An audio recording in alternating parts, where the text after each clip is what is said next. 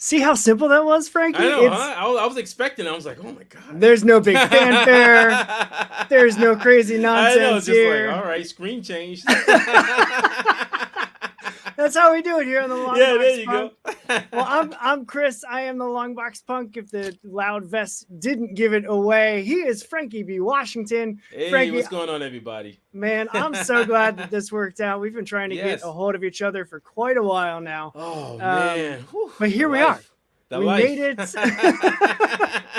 I'm looking forward to talk all things Yes, kaiju and cowboys with you. sure. Before we get into the book All and right. all of that stuff, I would love to hear like what's your origin story? How did Oh you end man. up making comics and doing all the artwork that you're doing? I know you've All done right. animation stuff, you've done Yes. trading cards, you've done Yes. comics, you've done what haven't you done really is the Oh my God. question.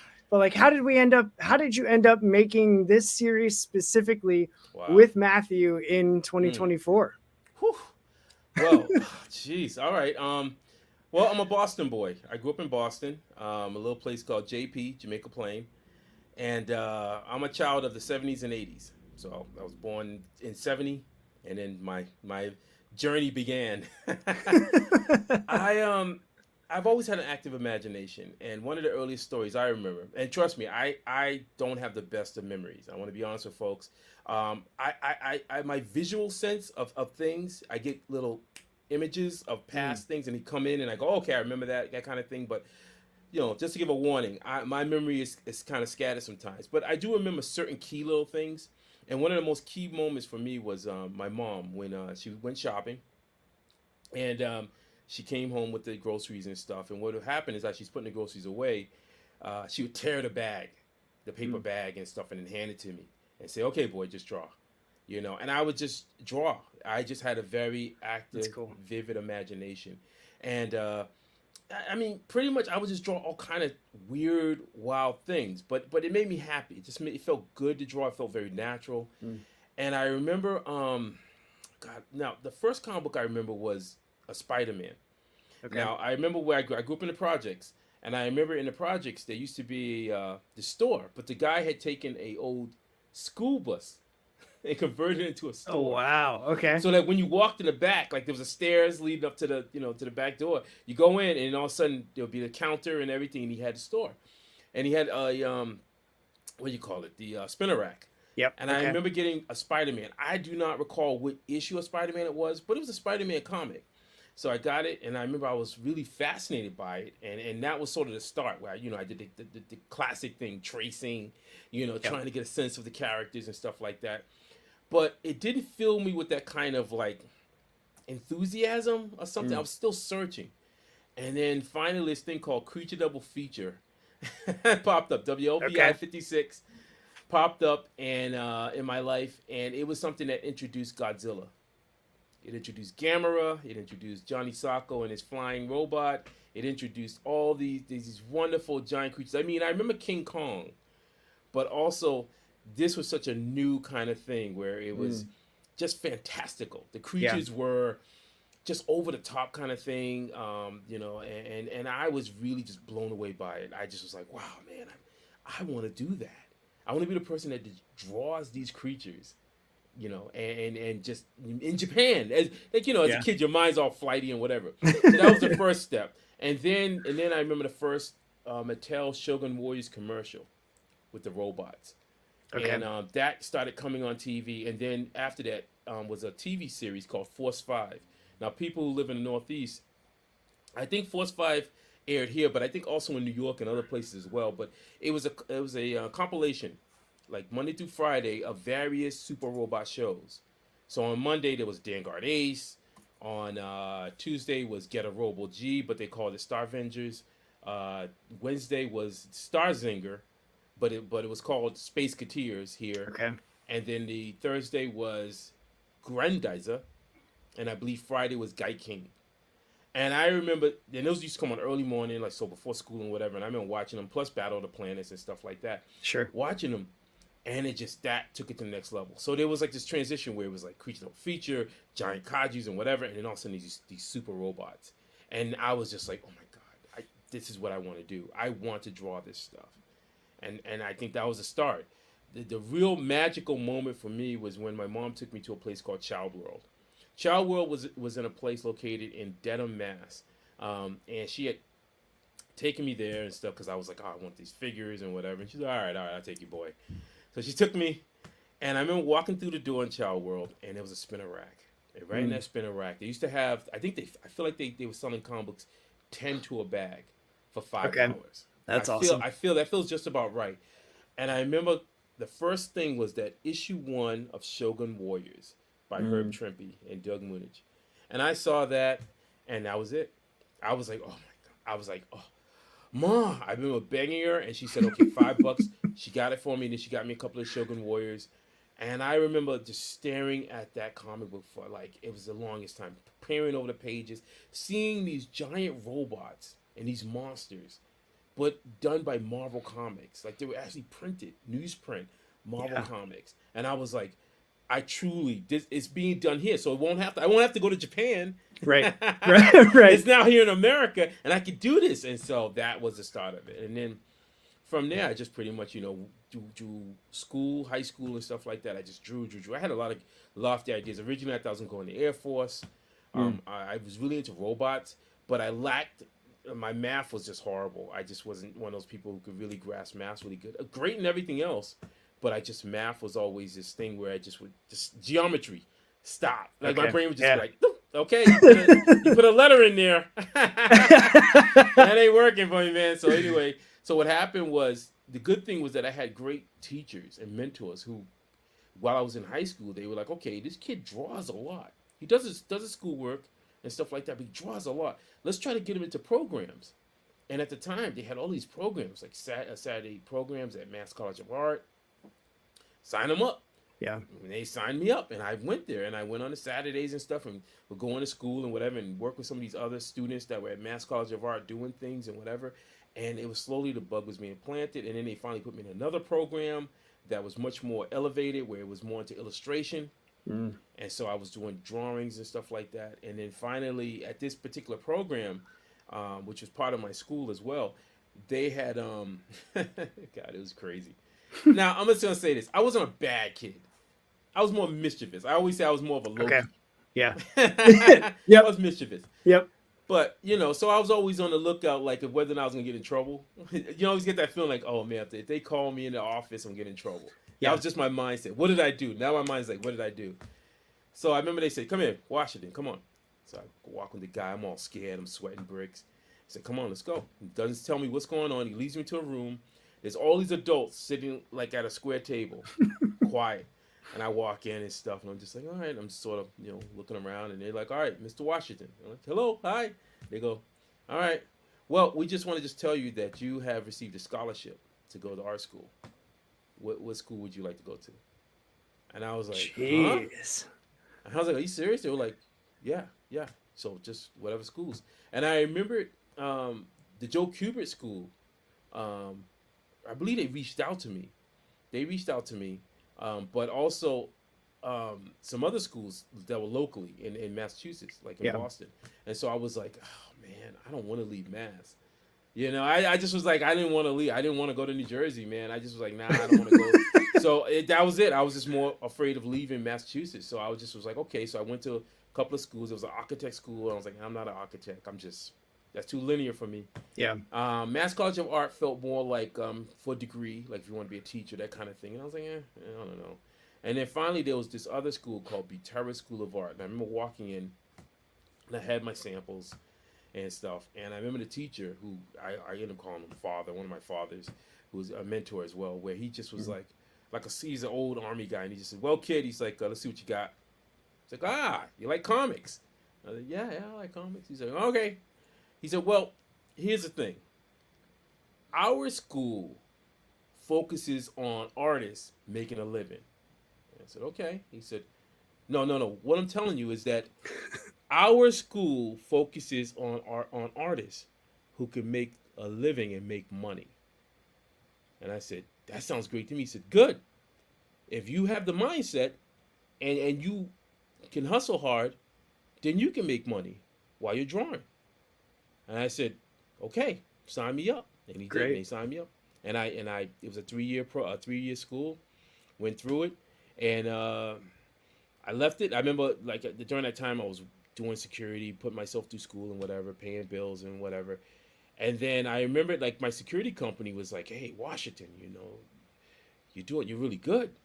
Are you thinking about maybe doing security as a career kind of thing? I mean, take the next level. You become an armed security guard, and we could train you and all this stuff." And I was like, "I don't know." So I went to my captain, who was a good friend and stuff, and he just said, "Frank," he said, "Well, Frank," he said, "I've seen you done good work and stuff, and you work hard, but I see you on nights when you're just when things are quiet, and you're drawing, and you're talking about your school. You're doing school and stuff while you're doing your work."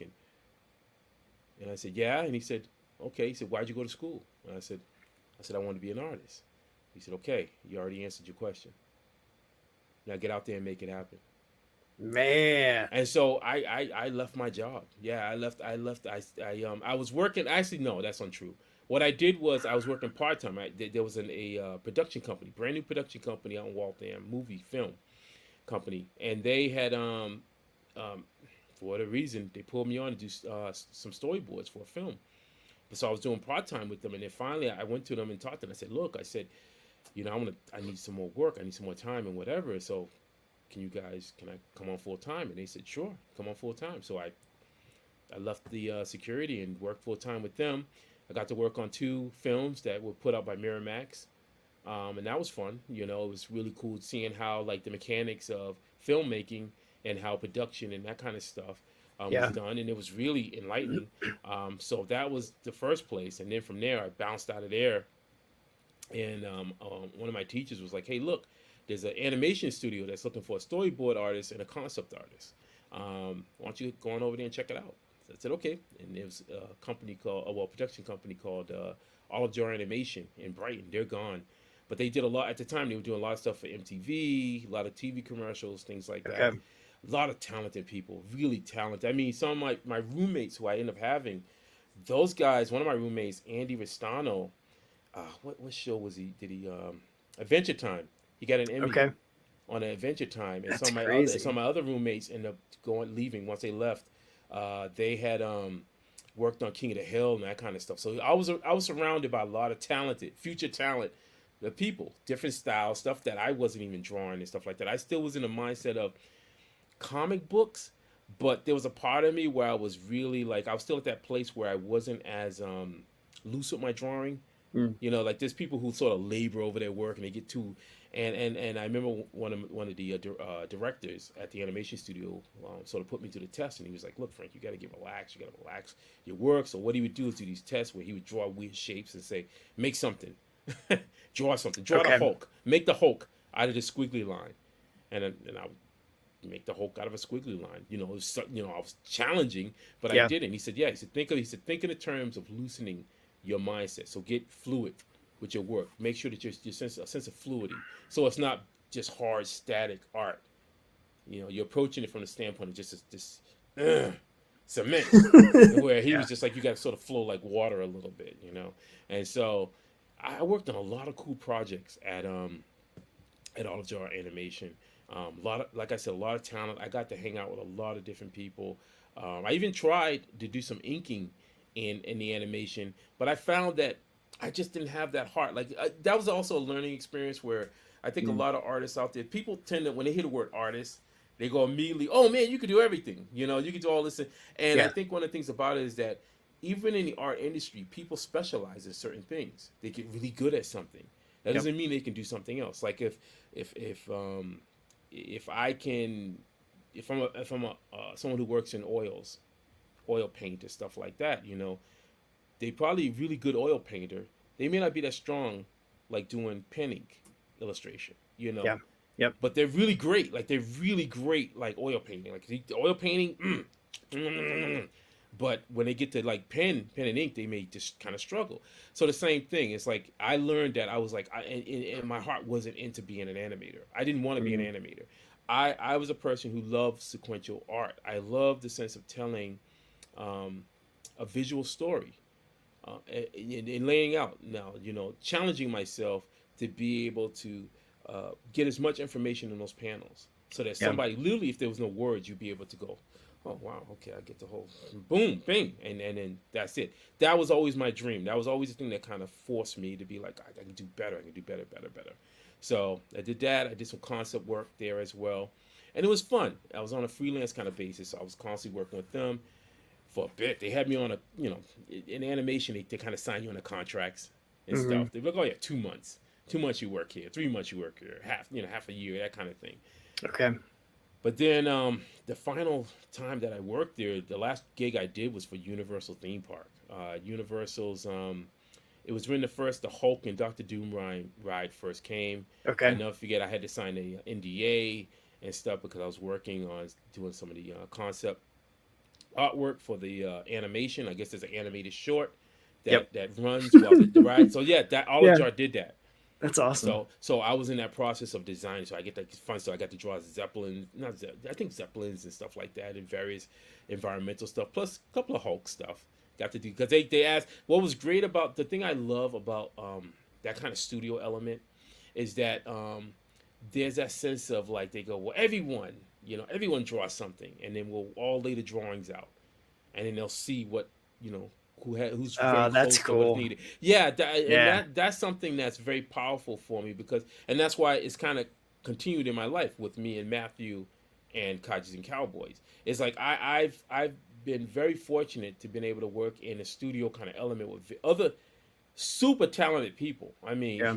I mean that's just something where I think that many artists today, unfortunately, many suffer from because again for this great thing that we have, the camera and this right here, this is great, but Hmm. it doesn't beat the fact of being in a studio Yeah. with other talented people, other creative people, be it the writer, be it draftsman, whoever has a certain kind of skill, and you're just surrounded around them, and you're just picking up all this amazing information, seeing Yeah. all this amazing stuff that's just filtering in and stuff.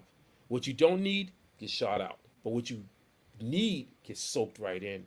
And I feel sorry for a lot of artists out there who will never ever experience that because unfortunately it is. It's like you would have to be inside of a studio kind of environment to be able to Yeah. experience that. But I did the animation stuff, and then after Universal, that was my last gig. I was like, I gotta get some more work. The hustle doesn't end. I mean, Yeah. my whole thing, my mentality as a freelancer was that I said, Frank, you gotta hustle hard, and not just hustle hard. I mean, I would be like, I hustle harder than you. I hustle harder than any other person. I partied hard, but I contribute it to my mom. My mom raised me where she said, boy, you do your work and you play. And Mm. so that's what I would do. I would do my work, and then I would just, then you could play. So in my mindset, I was like, well, if I hustle hard and I get all these gigs and try to get as many clients as I can, then when time comes to play, I can play, and then right back, and the cycle kind of continues. Yeah. So what happened was that I had a friend of mine who was working at the time at one of the major agencies, and I had been fighting. Like even though in my school, when I was in art school, they did teach us about advertising. I would tell anybody right now, if you talk about like the hierarchy of pay, like for freelance artists, bar none, advertising's up there. Mm. Advertising for freelance artists, if you can get, if depending on the clients that you get and stuff like that, and you get hooked into the system, it is phenomenal. Hmm. It is phenomenal. I mean, I've been doing this for 30 plus years. I'm still actually getting back a little bit. I still have like clients that I'm still doing stuff for. Like I've slowly been edging back into it. Not as much as I used to. I kind of pulled out of it because it was intense. Like to get Mm. into the Yeah. advertising world, there's a mentality where you're technically a doctor on call. It's like having a Yeah. beeper. And when they call you, they say, "Hey, look, we need 60 storyboard frames by tomorrow at end of day."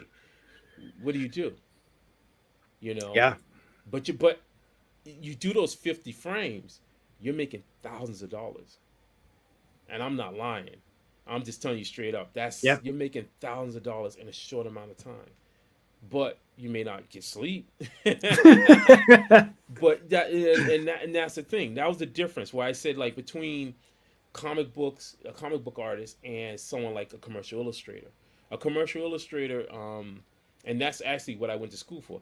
Commercial illustrator is an artist that functions in the whole aspect of the art industry.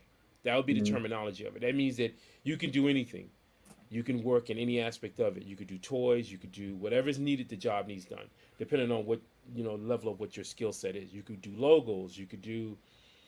I've known illustrators who got paid very well just drawing people's houses. Realtors. Okay. Yeah. Yeah, that kind of thing. I had Yep. the old school guy. He was an old schooler, man. He left advertising years ago and made a killing. All he did was paint because that was his thing. He loved painting houses, and he said, "Yep." He said, "I'm leaving because I'm gonna go paint houses and make some money." And he did. He just would That's make awesome. these original drawings and boom, boom, boom. But that's the kind of work that really once I got into it, I was like, this is another level of education. Because once I got into advertising, it was like literally being in a house with adults. Yeah, I mean, the level of professionalism that you're getting hit with is like you're getting hit with like amazing level of talent, like creative directors, art directors who know their stuff. And they're looking at you and they're like, okay, they pull you into a meeting, you're sitting there writing down notes, you're doing your storyboards and whatever. And they're like, hey, what ideas you got and whatever and such. And you're just in this position where your brain is just soaking in all this knowledge and stuff. How marketing is, how to strategize something, all the things that a lot of people don't even think about. Like when people turn on their TV or turn on their radio and they hear an ad, I don't think they even process the amount of work that goes into making those. Yeah. And that it's amazing to see people who know what they're doing pull that all together to make you buy a product.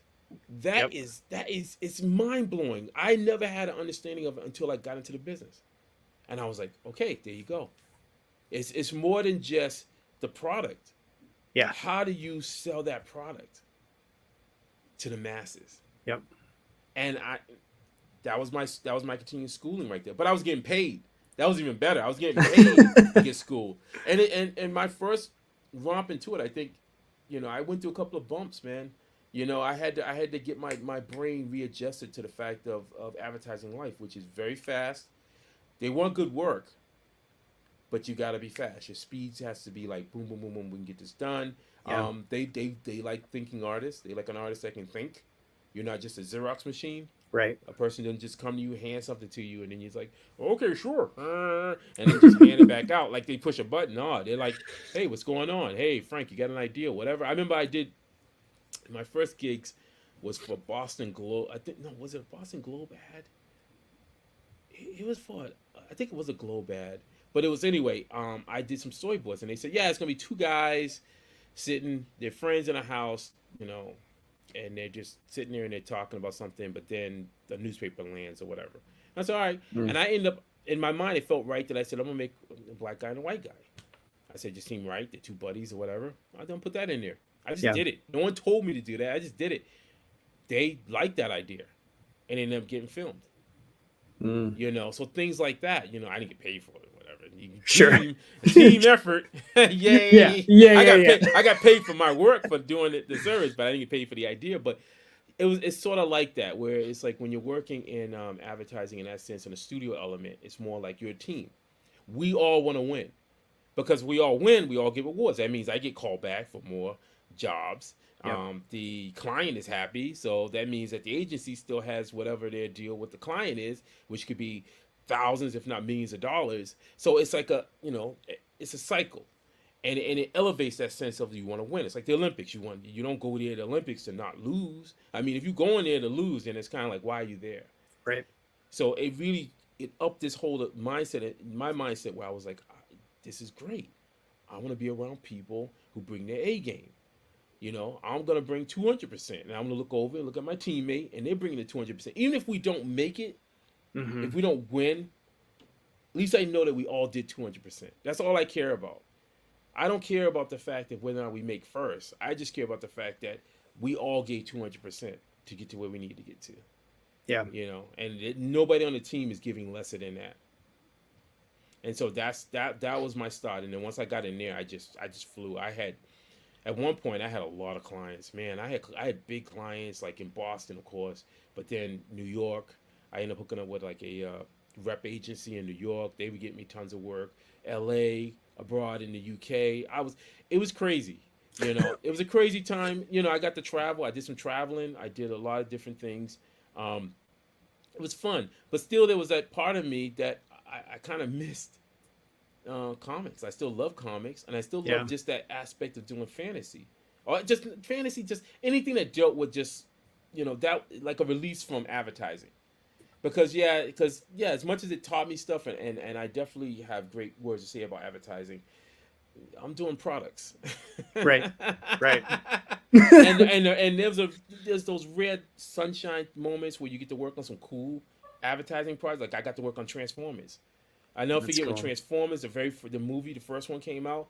I remember they brought a big book and they said, "Yeah, Frank, we're gonna be doing Transformers and stuff. So here's the style guide." And they brought the style. And I saw all the Transformers before it came out. I was like looking, and they were like, "Well, you got to stay here. You can't take anything with you." I said, "Okay," but they were like, "Yeah, you got to work on these sketches and stuff like this, and do these drawings for the web page." Yeah, it was crazy, but That's it was awesome. like so. I've had those moments, but they're rare and few. Now, to fill those moments when I was getting that itch, I would submit stuff. I worked on role playing. I did some role playing RPG illustrations for various companies for Okay. their role playing, their game books and stuff. Um, did that. That was fun. A lot of detail work. Um, Boy, still try to do some comic book stuff off and on. I would always try to jump on something. It wasn't too hardcore, like little small stories.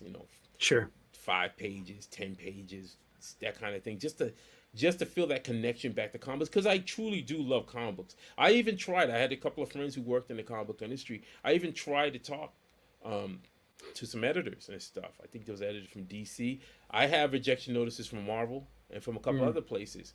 I just one of the things about it was once I started seeing how the comic book industry was, I was like, I'm working in advertising and I'm making this amount of money with short amount of time, while this person is a comic book artist and they put in all this time and they're making this amount of money, and it's like, Yep. so that would be my reality check. Yeah. My reality check could be like, yeah, but you're making this amount of money. If you want to draw comics, fine, you can do it when it's slow. When times, there's a little period of lull, do your little comic book then, and yeah, I got that itch scratch.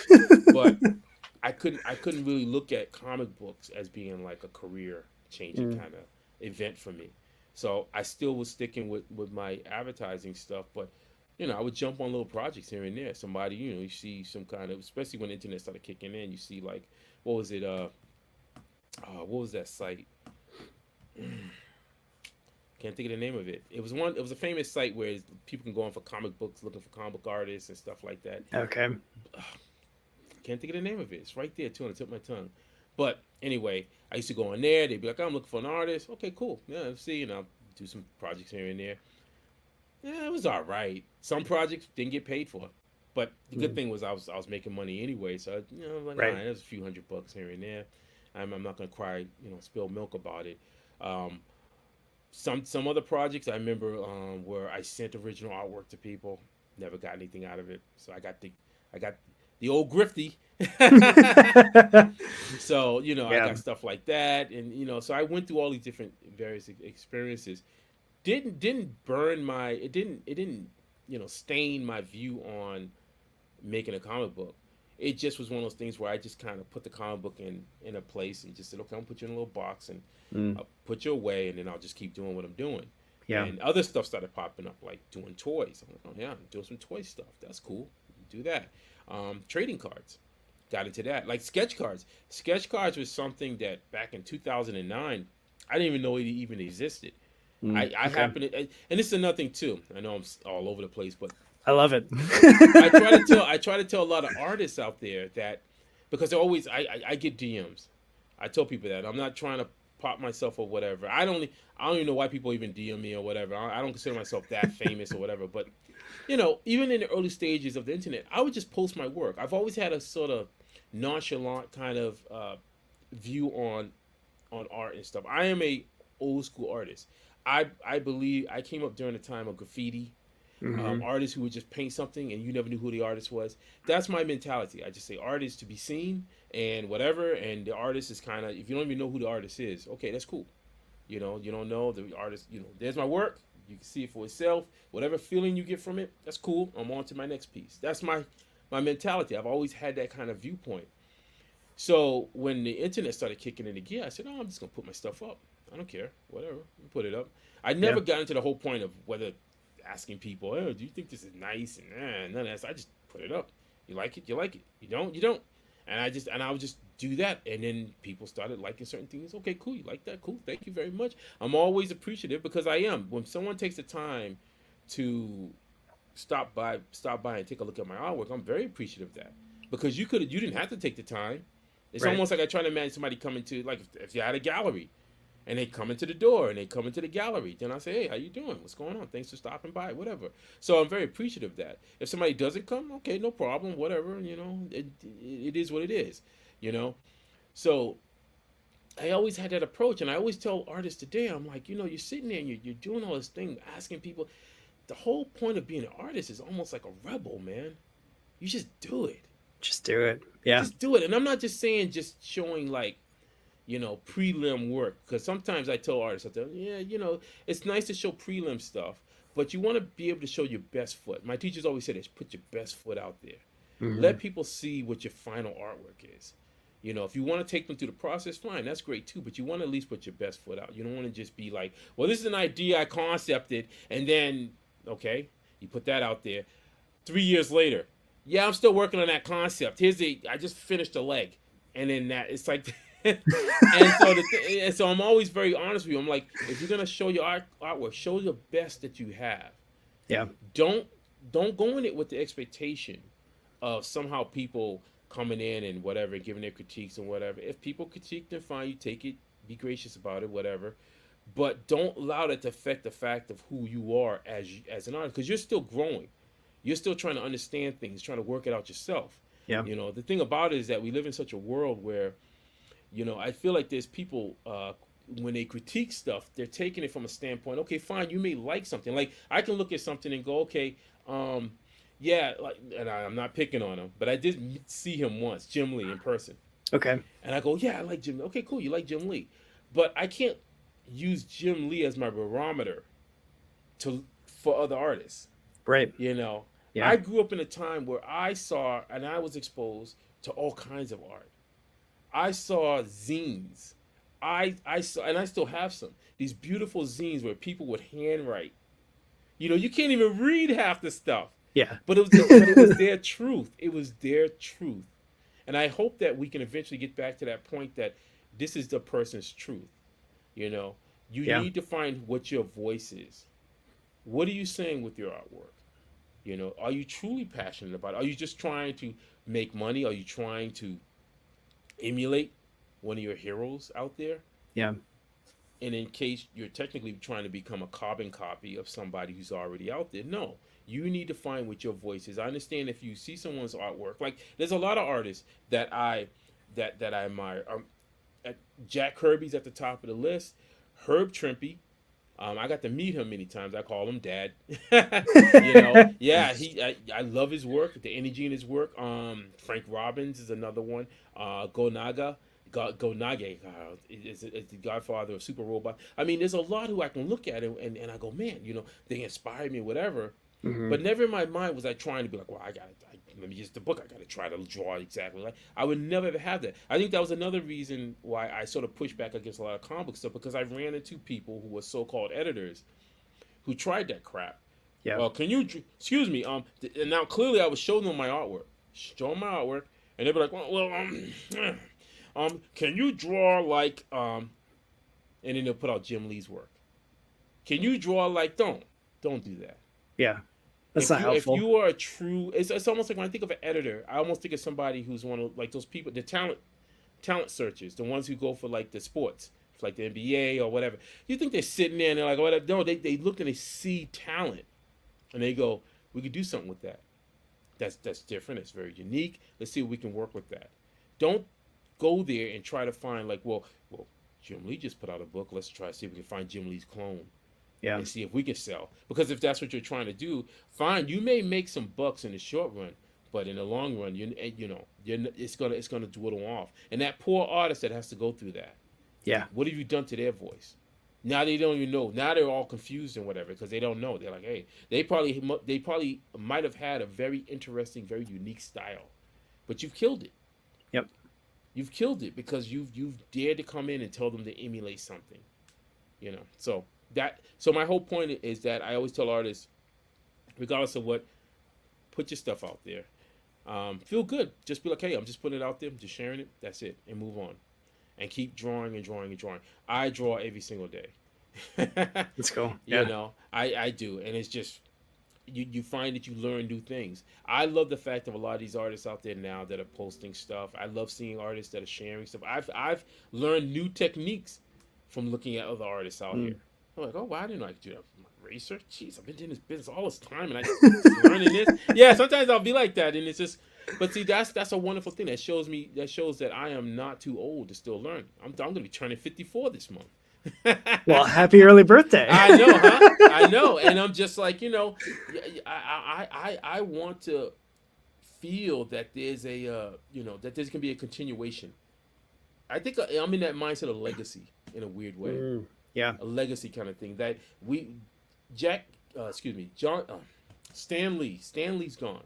He was the last of the old guard are pretty much leaving. Neil Adams, Jack Kirby, all these the old guard, they're all gone. The ones that are left are the ones who are probably during my age group now, 70s, 80s, and they're aging out. And so the thing is that we must look to see whether or not these kids today, if something has filtered in, with their sense of the new tools that they're using. I'm not against the sense of people using digital art and stuff like that to show what their skill is. All I want to make sure is that the sense of creativity exists where they can push the envelope, so that we can see a future Mobius, a future Mike Mignola, somebody that can do future John Byrne, somebody that can really push them, especially in Western art. I think that I've been on this small crusade. That's related to Kaijus Cowboys because, I was a huge fan of manga during the late 80s. Yeah, late 80s. No, not late 80s. Mid 80s into the early 90s. There you go. Much better. Okay. And I was part of a anime club. This is the time of when getting VH tapes every month. The Saturday thing that we would all meet up. Somebody would actually type out what the movie was about so we could get translation, and then we just read it and stuff if you want to read it. But I would just sit there and just watch it while it was in Japanese, and I would totally get the gist of the story. Yep. And I remember going through that. Beautiful artwork, beautiful stories and stuff. Never in my mind would I ever say, well, I want to try to draw like manga. That just wasn't, because I was like, I am an American. The Western art form is its own art form, and this is the art form that I truly am passionate about. But with that said, the stuff that's coming from the East, some cool stuff that I love. Clearly, it definitely inspired me. The designs, the sense of fantasy, the sense of the things that they don't seem like they're very constrained in how they're dealing with characters and stuff like that. Those are great things. And so I would always take it like that. It does, get the little itch in the back of the neck and whatever when I see people, Americans who are,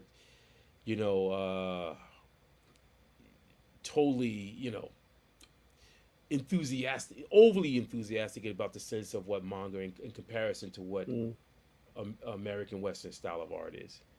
Sometimes I get the little, just a little, and it's a tough call because I understand that these kids, what happened to them during the late 90s and 2000, what the American comic book industry did, how we just handed them away because we said that, hey, you're no longer our, the core group who we're going to be selling our books to.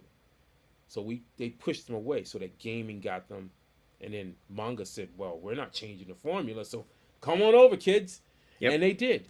So I look at that and I go, yeah, there's a generation. There's a generation that literally, I can see why they love manga, why they grew up on it. They grew up on it, they love it and stuff like that. Now the hope is that we can find some nuggets out there, some of those kids out there who might still look at American form of storytelling, comic book style, who can actually appreciate that as well. And I think they're out there. I think they truly are out there. because now they have to sort of pick up the torch Yeah. and start becoming the innovators, the ones who will hopefully, be the next Jim Lees or the next Rob Liefeld, Todd McFarlane. You know, whatever Yep. the case, their styles are very unique, very interesting, and they are part of that tapestry of what the comic book industry is. Yeah. So you hit me with a lot there, which Yeah, I love because like I'm trying to hold on to. That's why I was jotting things down yeah. that I want to just circle back to a little bit. Hmm. I love the when you said like just do it, like Yes, the artwork, like just do the just do thing. it. It's an idea that's come up, like that DIY mindset that for Hmm. me is very like that's what punk rock is. Yes, thank you. And it's very much Yes. the like, is there a thing that you want to see that's not out there? Okay, well guess what? You get to go do that thing I now. used to Like hang with some punks, man. I mean, like it's very much like I'm not gonna wait for someone to make the Yes, perfect vest that I'm gonna wear to all the shows yes, because that's where I feel comfortable. yes, And yes. like I'm just gonna make it. And it's the same thing with the show. Like I love comics and I Yep. love punk rock. So like I don't know anybody else that's doing a show like that. So There you I'm just go. gonna make it. And now here Exactly. we are. Yeah. And I get to talk to really awesome creators Yeah. about books and like share influences and music. Yep. And I had an interview like 2-3 weeks ago where I was having a conversation with a guy that lives in Brighton, UK. Okay. And we, as soon as we got into music, like we stayed there for like 40 minutes. And it was just Nice. like, Nice. we both were like, oh, have you heard this? Like, Yep. and we were Yep. just sharing music back and forth and Nice. just talking about our experience with like going to shows. And he makes Yes. and produces music. And it was just like, there's a spark there that connects like the punk rock movement of like we're just going to make the music that is Yes. in our voice, Yes. and the indie comic scene of like, this is a story that I don't see anywhere. Yeah. And I've talked to plenty of creators that are like, there's not characters that look like me or that have my story or that have my interests Mhm. like front and center. So I made it. And it's just like every time I hear that, I'm just like, man, that's so cool to be able to do that and put it out into the world. Well, one of the things that I've seen, and I've mentioned it a few times. Again, my thing is that I catch myself because I go, I'm from the old guard of Mm. when I communicate, I love communicating with people in person. Yeah. That's just how I grew up. If Yep. I see you out, we talk and whatever. We talk. You can see how we read the room. You can see how people's emotions. You see if you say something stupid, see it on their face. Going, that one didn't fly by. So Flopped. you get by with it. But I've tried to tell these artists out there. I say, look, there is a huge amount of pressure I think that many of these artists are putting themselves under. These young artists, where they feel this sense of perfection. Mm. And I state to them, even to this day, I don't know what perfection is. Kaijus and Cowboys to me is not perfection. It never was. Kaijus and Cowboys to me, and Matthew, but when I look at it as I'm illustrating it, is something that is, and I've always stated the art flow. People go, what's that mean? Oh, the art flow. The art flow to me is a sense of you just letting your true voice go out. Mm. Whatever that voice is. If I was trying to seek perfection, I wouldn't be able to get comic books out. Yeah. Because you're trying to come to a level. It's almost like you don't have much of a story. Like I've always believed that with comic books, for instance, there's always been about journey. The story of the X-Men. The first X-Men book flopped. It did. It wasn't to the level of anything what's now. And I think sometimes people tend to look at where it's landed instead of looking where it began. Yep. And understand the journey. Even your favorite artists out there. If you looked at the work of your favorite artists, really dug deep and said, I'm gonna go check back at my favorite artists and look, their artwork does not look at the point at where you saw them, see their work, and you really like it. They had to go through a journey. That means that they had to get used to get comfortable with it. They had to start drawing and whatever. They had to try to find out what their voice is with this particular character, story, whatever Yep. it takes. But they had to go through the journey.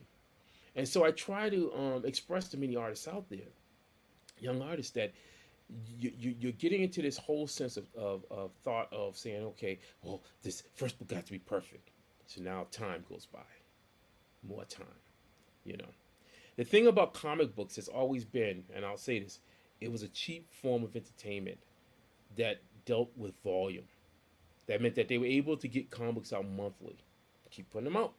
Boom, boom, boom, boom, boom, boom, boom, boom, boom, boom, boom. You get a comic book. When I got a comic book, I rolled it up, put it in my back pocket, be about my business. Be in school, pull it out, look at it. There Yep. was no sense of, oh man, the paper quality. Oh my God, I smelled it. And there was none of that stuff. I'm sure I had some friends who put some aside to maybe collect, but collecting wasn't like to the level at what it's become, where it's almost like, well, paper quality has to be like this. It has to be like diamond serrated paper, and it's got to be, the colors have to be such. And it becomes this whole thing Yeah. where you start seeing the dollar sign start to grow up on higher and higher. But then the content that's inside of it, it's like, eh, you look Yep. at it and you go, huh. And the problem is that people have invested too much in the surface of the packaging instead of thinking about the content of what's inside and saying, okay, look, this is going to be a journey for me. That means that I'm going to start drawing from this point. If you're an artist, same thing for a writer, anybody, songwriter, you're going to start from this point. Let's see where you go. Let's see where that journey takes. And if people are open to exploring, then they'll come along for that journey. That's why I always say when I talk about Kaijus Cowboys, I said, are you going to saddle up? Are you going to ride with us? This is a journey. We're taking you on a journey with us. I could look at the original artwork that I did in issue 0. Issue 0 of our book. Yeah, here's issue 0 right here. The classic. We printed this one out in 2020, I believe. Okay. So, and we put out, I think although we're on issue 5, we're actually, these are 6 comics that we've done. Yeah. 6 comics. But the thing about it is that I'm happy with the work that I've done. But I've seen the changes. I've seen my approach. And even as I'm working on, even though issue 5 is right now going on a Kickstarter, I'm going to be starting on issue 8 Jeez. next month. And I'm thinking already crazy stuff, different things that I want with my style. I'm actually getting more into some marker stuff, painted stuff. Okay. Because that's the kind of artist I am. I'm the kind of artist where I've always been into experimentation, trying to see whether inking, whether, if I want to get, I used to watercolor, I do a lot of marker stuff. So it's like I wanted the comic book to feel like a sense of, you can see the journey from that point when we first started to issue 0 all the way to eventually when we get to issue 12. That's and cool. The only way that you'll be able to get that experience is that you have to follow along with it. That is why we love the people that we love that have done these books, like Neil Adams or John Byrne, or because it was a journey. Yeah. Because you can look back, you go, oh my God, John Byrne, his work that was in X-Men and Fantastic Four and whatever. You think you had that same feeling if you did 4 issues and that was it? Right. Like, oh wow, 4 issues, huh? Oh, okay. All right. Don't know this guy. Yeah. That's how it would be. Same thing like Mike Mignola. I tell people, I go, yeah, but Mike Mignola wasn't drawing like Hellboy back then. You look at some of his early stuff, you wouldn't even recognize it was Mike Mignola. You'd be like, oh man, wow, that doesn't even look like his work. But it was. He had to find his voice. Once he found his voice, that's when Hellboy happened. Hellboy, then it was like, okay, you can see the little studs of it, and he was like, okay, this is gonna be my style. Yep. We have to get back to the journey. We have to understand that the whole experience of just creating something has to be the story too. That's what people buy into. Songwriters, a song, a musician, music, writing. It's that journey. It's like you sitting back going, wow, this person did this song. This was the very first hit. It was a little rough or whatever, but it was still good. It brought me in there. But now look at them now. Look at them now. There was never a thought that you're going to have perfect. Because honestly, if somebody started off perfect right then and there, what else are they going to tell you? Right. They're already at the top of the mountain. Where else are you going to go? Yep. So I will always tell any kind of artist out there, artist, that Think on that. Think on the sense that this is a journey for yourself. Don't allow yourself to get pressure or get into this insane kind of thinking of, oh my God, oh man, I gotta draw such and such or whatever, and this is done. No, no, no. You need to find out what your voice is, and you need to establish a reasonable amount of time or production schedule um, that will work for you instead of against you in Mm. your creation process. Yeah. And that's for the whole team. If you happen to be an artist with a writer and a letterer and stuff like that, we have to start approaching stuff from a more serious kind of aspect. Because comics, it sometimes rub me a little bit when I see people who kind of joke about it in the sense that production is a very serious matter. If you took it, if you looked at how films are being made, they don't just immediately go, "Oh yeah, dude, I got this idea, and we're gonna do this film, and we're gonna start filming in let's see, a month." Yeah, I guess you could do that for student film. Right. that Right. doesn't, yeah, that doesn't happen for multi-million-dollar pitches. Right. What they do, they sit down, they have meetings, they say, okay, okay, we gotta get talent, whatever. How long is it gonna take? All right, this is our production time. And then they'll say it's going to take us like a year. It's going to take us a year. Maybe it may take a year and a half. But they'll lay down a time that will be one that hopefully works for everyone. And you factor in sick days, vacation time, Yep. whatever it is that whatever somebody whatever time that they need, and then you say, okay, we're going to try to hit that date. That's our deadline point. So we have from this point to get to there. So you got to be conscious of that, because I think one of the things is that now we're in a place for us indie creators. We're in a place where people are really, really looking at us, scrutinizing us on the sense of delivery. Mm. Yeah. Where's the product? I'm Yeah. always on my man Matthew. I'm like, Matthew, when we try to fulfill our campaigns in a 3-month window. Okay.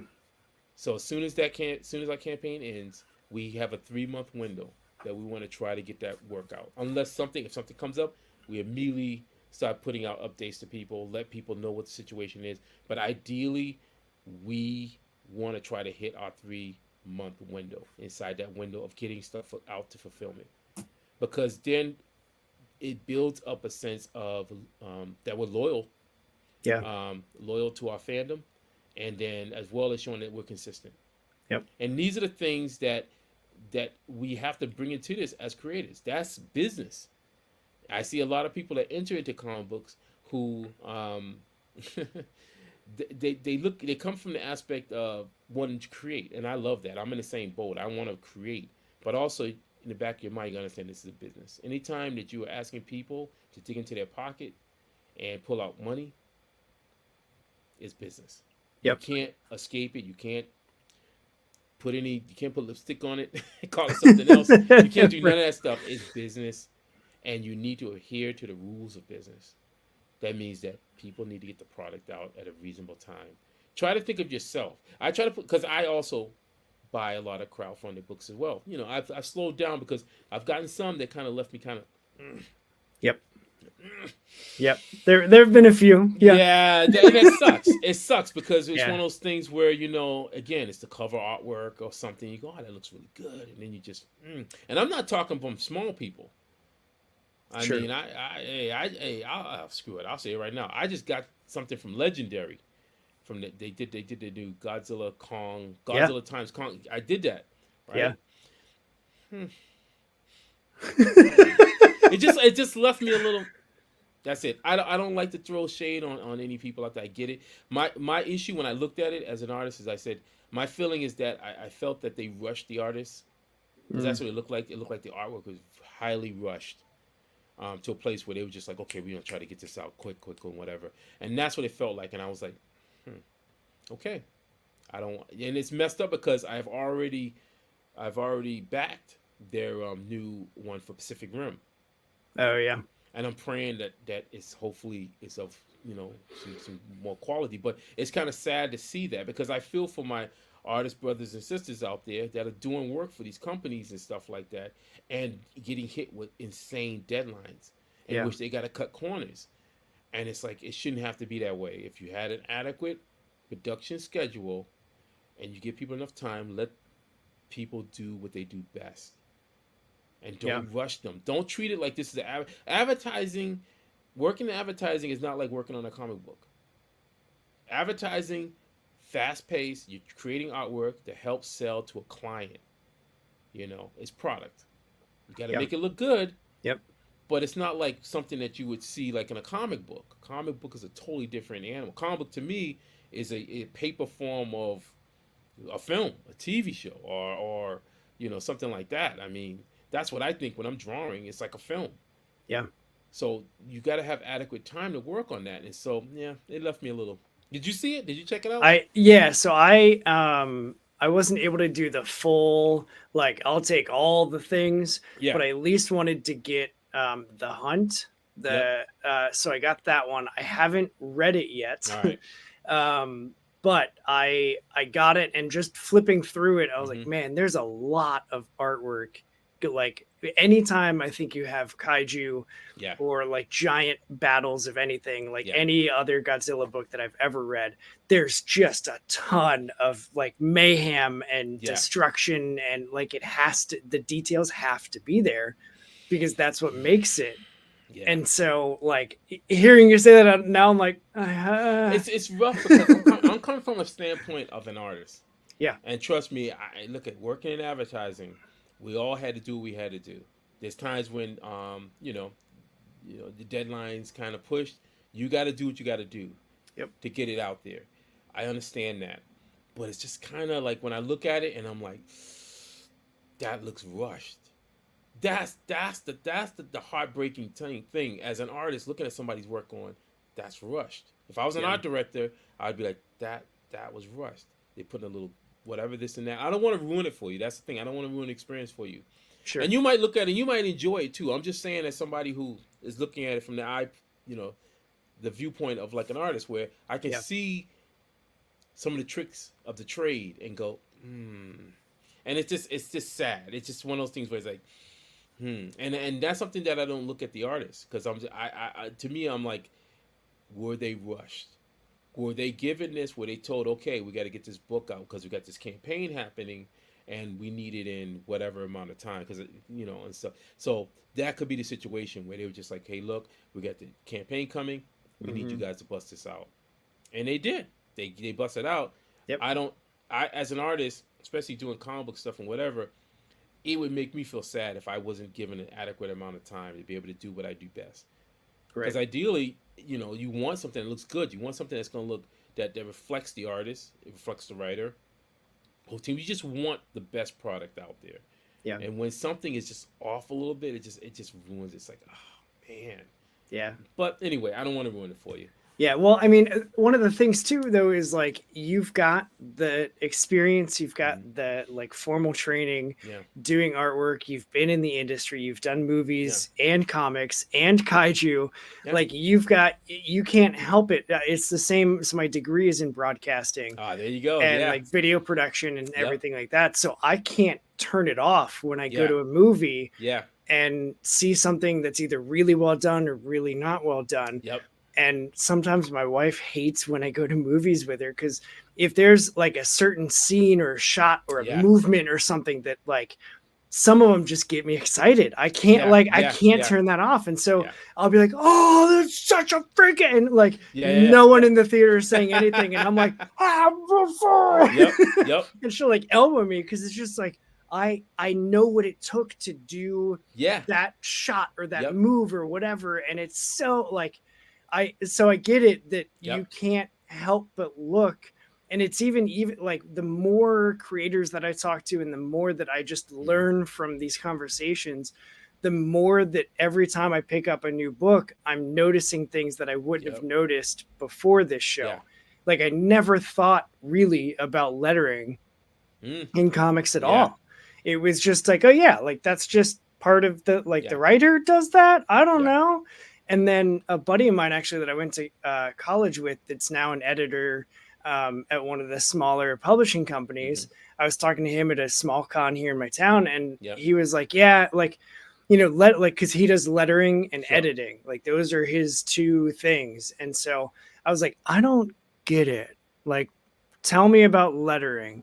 And so he started going into it and he was like, when it's done really well, you don't notice. When it's done really poorly, Yeah. it stands out like a sore thumb. And once he said that, I was just like, that makes a lot of sense. Yeah. And so then I suddenly, like, I've talked to a couple letterers on the show, and Yeah. that's the like thing for me that I just want to learn everything about. I just don't have the time to read all the Yeah. books and stuff, but like that's the piece of the craft that as I learn more about it, I'm noticing it in every book because I'm looking for it. Yeah. And so like it's just one of those things that I understand because I can't turn Well, that part off. well, it's funny because my art school was one of the few schools that did sign painting. So it Okay. was like one half commercial illustration, the other half was sign painting. So I would go down to the classes and stuff and see some of these amazing artists doing like hand calligraphy, like they're just Yeah. doing it by hand. So again, you think about old school lettering from like the 70s and 80s where no computer. Yep. They had to rule it out and stuff like with the guides and stuff like that. I Yeah. mean, when it comes to lettering, I do agree. I agree with your friend where good lettering is just like phenomenal and stuff like that. But also, there's that part of me too where we were just talking about punk, where I've seen zines, and I love that fact when people do the little hand lettering and then it almost Yep. vanishes off into the thing. You don't even know what it is. It's just it's almost like Rob Crumb, that kind of stuff level. Yes. Yeah. And I mean, that's beautiful in my eyes. Yeah. So again, you have levels of what that is. It's just context, and then I'm a strong believer that like I said, I'm one of those rare people. I refuse to throw shade on other people because again, I don't know what my mother always said. Well, if you don't have anything to say, good. Don't say anything at all. Yep. So again, it's like my thing is that I don't know what it brings to the table to be like, oh, I'm gonna your stuff sucks. And I don't see how that helps the Yeah. matter. The thing is, all I can say is that okay, finally, if it's something that disagrees with me, I go okay, well, it disagrees with me, but this other person may enjoy it, you know. Yeah. I'm the same Maybe thing, I'm like, not the target audience. yeah, Like nothing too is like I love Kaiju and I love Super Robots, but do I know everything about Super Robots? Do I know everything about Kaiju? No, I don't. I've always been a kind of mentality of just like I consider myself an explorer. I like a Okay. little bit of this, a Yep. little bit of that, and I kind of bounce in. I know certain things, but I don't know everything, because in my life I'm doing a lot of different things. Yep. So I don't have the time to be like and sit and investigate. I got tons of books on stuff. If I need something, I'll be like, okay, let me go and research it and whatever. Yeah. But clearly there are other people who know stuff. They really be like, oh my God, this character, whatever. There's a fine line with me when it comes to like somebody who is knowing something and then they live their life by it. Mm. Like there's no bend. Yeah. It's just rigid. It's Yep. like, well, this is just like if you say Star Wars. Well, in Star Wars, it has to be just this way. Yep. Yeah. It My has to be Star what I say. Wars Yeah, is it's like, yeah, but can there be a bend somewhere? Same Yeah. thing like with superhero stuff. Can it just be a little bend somewhere? You Yep. know, that's one of the reasons why I loved how Herb Trimpe when he drew Godzilla for Marvel Comics, and I was like, man, he entered a great time. Like you could tell that Toho. When they gave the license to Marvel, they just Yeah. didn't know what they were doing. They just was like, whatever, dude. Just Go like for it. like Hanna Barbera. They're just like, go ahead, dude, just do it. Yep. And they said, fine, we'll do our own character. And I was like, I love that because after once Toho started understanding more about licensing, I guess, and royalty, then they changed and they're like, well, now you got to be like, Yeah. so now we don't get any more interesting kind of stuff. I love the Marvel Godzilla. I thought he looked very unique, very different. It was Yep. clearly Godzilla, just that Godzilla. And Right. then Hanna-Barbera's Godzilla was that Godzilla for that show, for that universe. And I love that. But when I see now the stuff that's coming where it's like, you have to look just like the character, it doesn't change, and it's like I can, because I remember going through that, listening to stuff like that when you sit in meetings and stuff. It's like, oh, they have to Mhm. be that way, and I'm like, oh. Yeah. All right. And You're then to missing me, the point. and the thing about it, it's unfortunate for those artists because now they have to use those tricks of the trade where it's got to be rips. Yep. Here's a Godzilla head right there from the toy. Got to plop that down or whatever. They have to use these techniques and stuff to get the job done. Yeah. And it sucks because now they can't do what they can do to probably make it very interesting and whatever. And so there's the downside of that. Like people want to see all these IPs, but there's rules to see those IPs. Yeah. And I think And they're not always rules that benefit the initial or the original idea. Oh yeah. And so then what we do get I'm looking at you, Dragon Ball Evolution, is not anything even close to the source material, Yep. because it was just, well, we got the rights to the IP, we're gonna make the thing. Yeah. And it's like, okay, but like, did you consult the creators at all? Like, Most likely no. did you understand the characters, No. or did you just like cut, copy, paste, take it from here, put it Yep. into this format, and just release it and hope for the best? I'll tell you right now, there's a lot of people who are in positions that they shouldn't be in the positions over a lot of these IPs and stuff. They just somehow they got into these positions. I don't know how they got into it or whatever, but they're in these positions, and they have a lot of power, and that's why we have, well, good example, The Crow that's coming out. Yeah, I know what they're going off, but me and my wife, we just watched the original. I love Brandon Lee, man. I remember when I was in school during that time when he died, and I still have like clippings and everything. It was very emotional for me because I was like a huge Bruce Lee fan, and then his son, I was like, oh my god, oh Brandon, that was really most amazing movie, and then he's gone, he's taken from us. Yep. And so we watched it the other night, and that movie holds up. The music, the atmosphere, I was like sitting there, I'm like, there's nothing wrong. There's nothing wrong with this movie. Yeah. Why would they try to redo this movie? They could have done, the Crow has had other books with other different people. Just do a different character, a different person. Why does it have to be Eric Draven? But nevertheless, that's what they did. And then you see the commercials for this new, all he is like they're trying to imitate John Wick. Yeah. That's the first thought I thought when we was watching it. I was like, they're trying to be John Wick. You see Brandon's performance, and he became Eric Draven. He became the character. You watch that movie, you go, oh my god, the city was a character. Yeah. Everything about that movie was a character from the comic book, and it was incredible. Why would somebody in Hollywood now go, oh, you know what? We're gonna do Eric Draven's story. Why not just create a whole new character? I would have just been like, well, yeah, let's do a whole new character and whatever, and call it like that. No, but we can't do that. We got to do Eric Draven for this time, and it looks horrible. He just looks like they turned the emo to 11. I don't like to throw shade on stuff, but man, I don't understand. It feels like someone just threw a bunch of money at the wall, and it just landed in pile, and just there you go. There it is. Yeah. Let's talk about something more positive for you then. All right, there you go. Tell me about Kaijus and Cowboys. Tell me about the Kickstarter. We got issue 5. Issue 5 is live out right now. Well, pretty much Kaijus and Cowboys. First off, me and Matthew Blair have had a long relationship. We're probably going on our 8th year. Okay. As a relationship of just working together. Yeah. Originally, Matthew Blair had hired me. Like, he was looking for an artist for a webcomic series that he came up with. And he was like, hey, man, I like your stuff and whatever and stuff. And I was like, all right, cool. So we worked on this webcomic called The Secret Lives of Villains. It was really cool. It was fun and stuff. I was still doing a bunch of other stuff, but I was able to do a couple of little panels here and there. And it was really good. We worked on it for a couple of years. And then finally, out of the blue, we were talking, and he was like, Frank, he's like, hey, man, he's like, have you ever thought about, like, maybe we could do a comic book? And I was like, comic book? I said, really? You want to do a comic book? And honestly, when we first were thinking about Kaijus Cowboys, I was not thinking about it seriously. I really wasn't, because I had already worked on another book back in 2013. 2012, 2013, it got picked up. It's published. It was a graphic novel called Robot God Akamatsu. That was with James Biggie. And James did a lot of stuff, IDW and stuff, covers and stuff like that. Okay. But we had this concept of a super robot. And it was great. We were well received. The fandom loved it. It was an original kind of concept.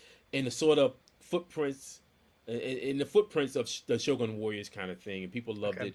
The only problem was that even though we did a volume 1 graphic novel, we didn't have volume 2. Mm.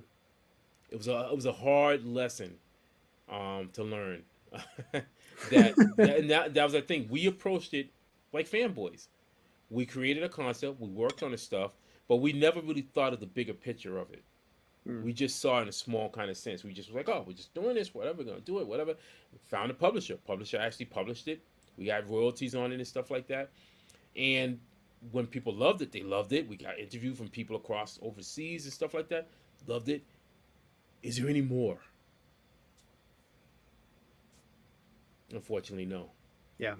And then what happened was just things in our lives, personal lives, just sort of came into it, and we just couldn't do it. And I would say that was one of the most gut wrenching feelings of failure, because I Mm. felt more in a sense of that I let a bunch of people down that were really passionate. I mean, we had a person who had built a cosplay of this character.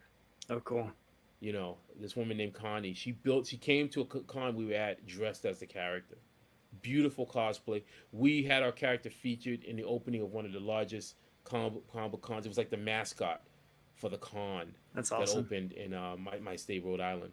So we were on a rise. People were liking it, and we did not approach it from the standpoint of business.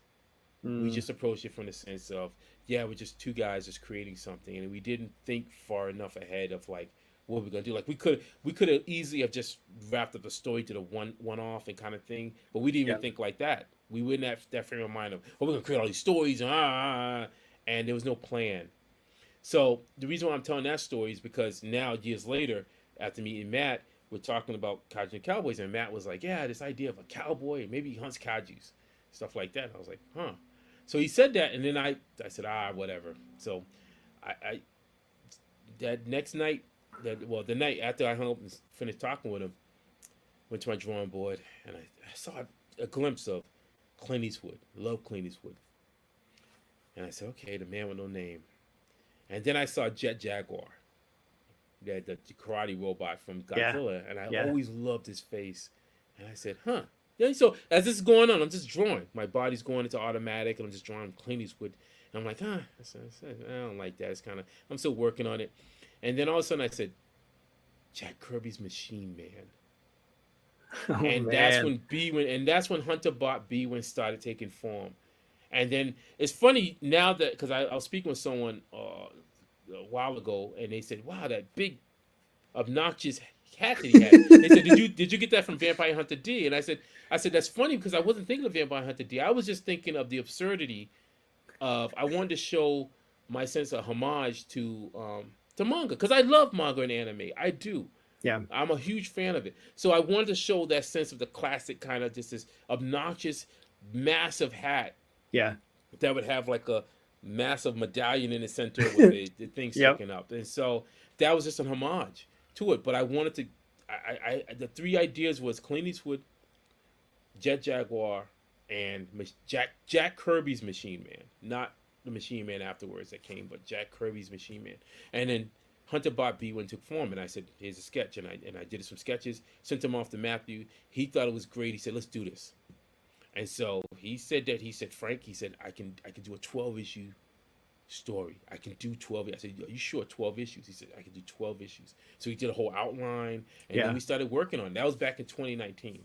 And we just started working. And I said, look, I said, Matthew, I told him my whole story about Robot God Akamai, and I said, I don't want to go through that again. I said, I don't want people who start liking what we're doing, and then all of a sudden, because we haven't planned, we don't have the products, that somehow we go, okay, now we don't have nothing. We put our hands up, and then we just kind of walk away, and we leave these people hanging. I said, Yeah. that must not happen. I said, I've already gone through that. It sucks. I said, I'm in this to put out something that people are going to get in their hands. I want consistency. I want to take everything that I learned from working in production, in Mm. studio, that kind of mentality, and apply it. Yes, we could be creative. Yes, let's keep that in there, that fun, that energy, and stuff like that. But we got to treat this like we have a system that we strategize. So that when we Yeah. think about marketing and stuff like that, we strategize this. We make it make sense for us so that it works. Just like if you were to open up a store, open up a little coffee shop, and you know that Dunkin' Donuts or Honeydew is down the street. You come up with a strategy. You try to find a way. What is going to make us pop out so that people come in to Yep. us to get that coffee? What's going to make us different? So I was like, we had multiple talks about that and stuff. While that was going on, we started working. I said, well, ideally, I said, I want us to be at least 1 to 3 books ahead of when we put something out, so that regardless of what, if anything, if whatever, if you get sick or whatever, something comes Yeah. in, Life We happens. Yeah. always, yeah, life happens. We will always have something. We'll be like, boom, we got something to put out. So technically, we have material. The thing is that the campaigns are technically paying. They're covering the distribution, the printing and the distribution. Okay. That's it, pretty much. But we were like, look, we also have our regular lives. I got bills to pay. Right. My wife, I had that talk with her, and I said, look, this cannot be digging into what we got to pay. We got to pay our bills, car payments, stuff like that. Yep. So I was like, I'm going to have to cut down on certain things. One of the major things is cons. And actually, I was kind of going away from cons because it's so funny because I did cons back in the day. I did a lot of cons. I did the big cons. I did San Diego. I did New York. I did a lot of New York shows back in the day. A lot of Boston shows. I was doing tons and tons of different shows. So I'm somebody who knows that whole thing of shows. But I learned an important lesson with Robocop Akamatsu. Me and James were invited to Philly. It was WizardCon in Philly. Okay. They invited us. Yeah, the guy was like, "Hey, I heard about you guys. You got a table if you want it. You got a table." That's cool. awesome. All right, okay. So we both went up there, ended up getting a hotel and whatever. We spent roughly altogether $1,000 altogether, right? Yeah. To go there. Even this is without we had a free table and stuff. We sold barely nothing. So we were out $1,000, but it was a learning lesson. Yeah. It was a learning lesson of how, if you don't have the fandom, if you don't have people that are going to be guaranteed to come there to get your book, is it the right con to go to? That was another big thing, because as I'm sitting there walking around and seeing stuff, I noticed that we were the only ones that were selling Robot Akamatsu, something that's a total different genre, where it was mostly superhero stuff and things like that. It just wasn't the right fit. So I was out $500. He was out $500. Yeah. And I'm gonna say now, man, I don't know about you, but when I go to a casino, I don't want to be that broke. Right. I don't mind losing, but I don't want to be that broke. Or if I am broke, then it's like, all right, I played the game, I knew it. There's a risk, but you don't want to be walking into a casino and then trying to play a game you don't know anything about, and then say, well, here's my mortgage. Yep. Here's everything in my bank. I'm playing the house. And then you go in there and you taking this massive gamble, and then you lose, and you walk away with nothing. And so when people talk about you want to go to, you should go to San Diego Comic Con, you should go to New York show. No. Okay, all right. You starting to crunch your numbers together? I mean, do you live close there? Can you crash at somebody's crib? What about when you get there? What about transportation? How's that? Yep. All right. Now, if you're not invited to the show, guess what? You gotta pay for the table. Yep. How many days is it? 4 days? So that's gonna be what? You start sitting there. Yep. You're talking thousands. Sometimes for those big shows, thousands of dollars. Now here's the kicker. You gotta make it back. You gotta make something back. Ideally, you want to be able to make that back, and then maybe a little bit of something, the cherry on top. But ideally, you want to be making it. That's business. Yeah. That's excluding the fanboy or fangirl kind of mentality, because at this point, when you're on the other side of the table, you can't think like you're just going there to buy stuff, because that's the consumer. And I've been on that side of the table. Yeah, it feels great. You're like, I got $100. I'm gonna buy me some stuff, some funky figures, some comic books and stuff. Yeah, that's a whole nother feeling. Yeah. Once you're on the other side of the table, you're now business. This is business. Yeah, you're meeting fans and stuff, but this is business. If you can't make back what you put into it, what you've done is you've literally put yourself in a hole. You've taken money away from your production money, because that's the other factor too. This right here costs money to make. Yeah. So you can't take from Peter to pay without Paul. paying Paul. Yeah. Paying Paul, exactly. You know what I'm saying? You can't. You gotta find a way. And then also, what about your own livelihood? Mm-hmm. You probably seen the posts where people are just like, I can't do this anymore. It breaks my heart when I see people do that. I can't do the comic book anymore because I got bills. You start seeing people drop. I mean, we put our first campaign out in 2020. And by that time, we've seen already a decrease of people that aren't around anymore, because of just, I can't pay this anymore. I just like, you lost money on this and whatever. How did Yep. you lose money? Did you sit down and strategize? Did Yeah. you realistically look at what you were doing and say, look, maybe the cons aren't going to be the way. If that's not the case, then maybe you need to work on a different kind of avenue, like online. Mm-hmm. Doesn't cost much. Maybe do some short videos, put stuff out, become consistent. Try to put your stuff out, try to engage people, that kind of thing. A lot cheaper than trying to pick up your stuff and travel and with a bunch of supplies and stuff. Yeah. And then you see, hopefully, you build a strong enough fan base so that maybe one day, if you're gonna do that, do a local show, $50, $75, even $100 for a table. That's gonna be a lot better than thousands of dollars. Yeah. Trust me, because when you take, it's a painful feeling when you like that. That's when he's gone. And then Yep. now you gotta look over and say, oh, I gotta buy some. We need stickers. We gotta give stickers to people, or we got for the production of the book. We gotta get. So these are the things where we've approached this from a much more serious, more adult kind of way of just getting the product out. But anyway, Kaijus Cowboys is a story based off of pretty simple robots battling giant kaiju creatures on an alien world in a nutshell. But the story is actually the future to an original story that we created. The original story is called Team KS1, and it dealt with Earth. And what happens is aliens crash land on Earth. Alien kaijus attack humanity. Humanity develops special suits and stuff for people to fight in. It's a trope. But Yeah. it's our trope. It's our different trope. Because that's one of the things about it. When we thought about Kaijus Cow, once the name solidified with us and it just flowed off, immediately I thought of 80s animated shows, action shows. I said, Yeah. this has to be action oriented. It has to give that feeling that when you looked at those 80s cartoon shows, you didn't know everything. You watched it, and the story would kind of progress until you eventually they told you what was going to happen. And Yeah. I said, that's the kind of thing I want to capture, that sense of the old sense of journey, where no matter what a person has to, we don't need to tell you every single thing, but we want to lead you on this journey. And if you are willing to stick with us, we'll have the payoff at the end. And I love so, that. so what happened was we have the original story, Team KS1, but Kaijus Cowboys is already at that future point where humanity has left Earth. They're in a giant ark commanded by an AI unit called Fathermind. And now they found this giant world that is inhabited by a kaiju. And now they're like, well, you know what? We're going to try to settle on this planet.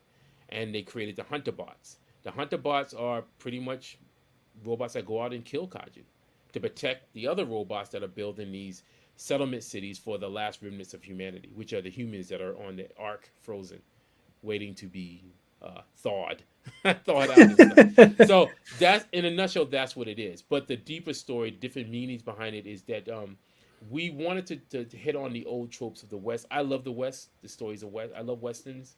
I love the story of the West, the sense of exploration. Yeah. But also there was pain, because it meant that one group of people came in while another group of people had to be pushed out. So Yep. that's the basis of what our story is. Is it right or wrong? Who's right? Who's wrong in what they're doing?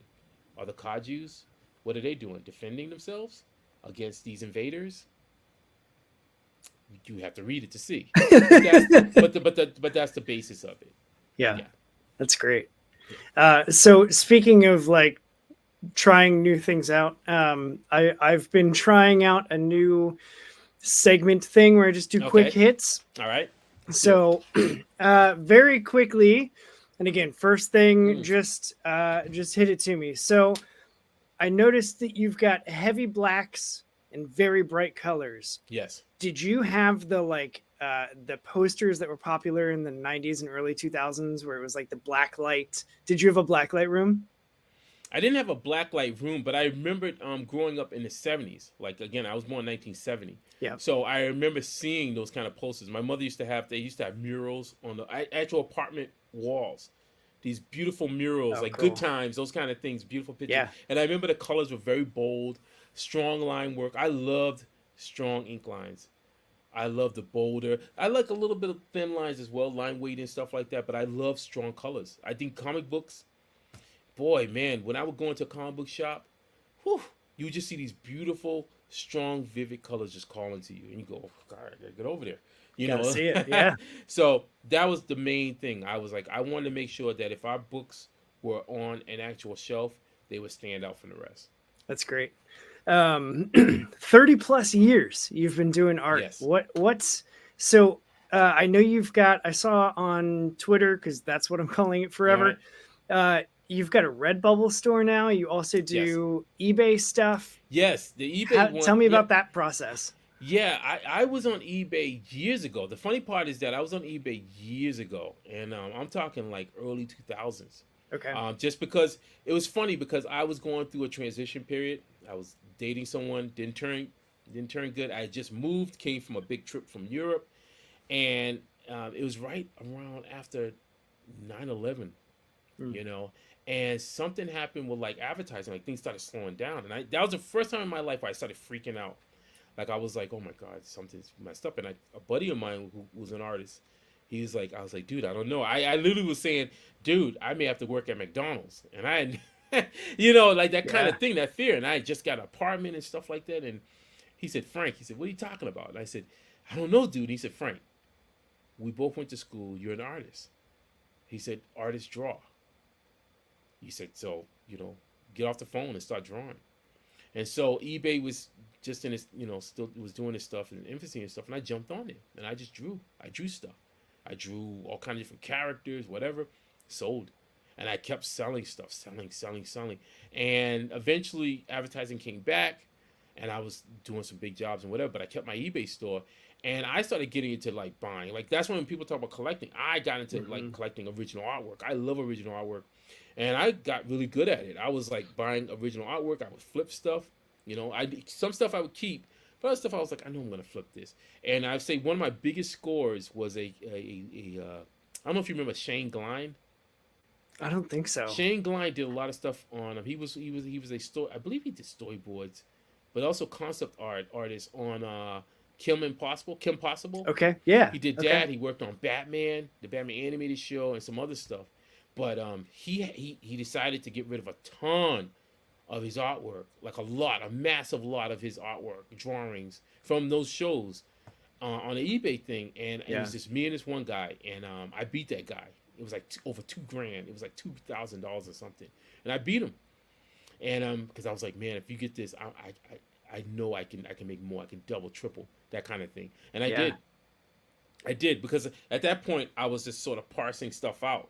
Like he didn't want to do that. He just wanted a big lump of money. Stuff. But I knew that if I could sell it over time, I can make a lot more money, and that's what I did. And I mean, I had some great pieces. I had like some of his drawings. Like he had some full pieces. I remember some of his Batman animated stuff. God, I wish I still had them. I mean, I've had some stuff. I remember at one point I owned. I had at least 44 of the original Shogun Warrior pages. Oh wow! Signed by Herb Trimpe. That's a sad one. That's one where I get really sad that I had to sell them. See, I always say that as a collector, there's always this part of you where, yes, you collect it because you love to collect it, but also in the back of your mind, you know that if times ever get hard, you're going to have to make that hard decision. And you may have to flip it because, you got to survive. And so always in the back of my mind, I knew that was going to be the case. I was like, look, if it's got to go, it's got to go. So I had to let go of some of that artwork. And I had a lot of stuff. I had stuff from, I remember DP7. That was another one too. I had original pages from DP7. Wow. At one point, Paul Ryan, before he passed away, he lived up in Massachusetts. He signed a lot of my stuff. But times got hard at one point, and I had to sell them.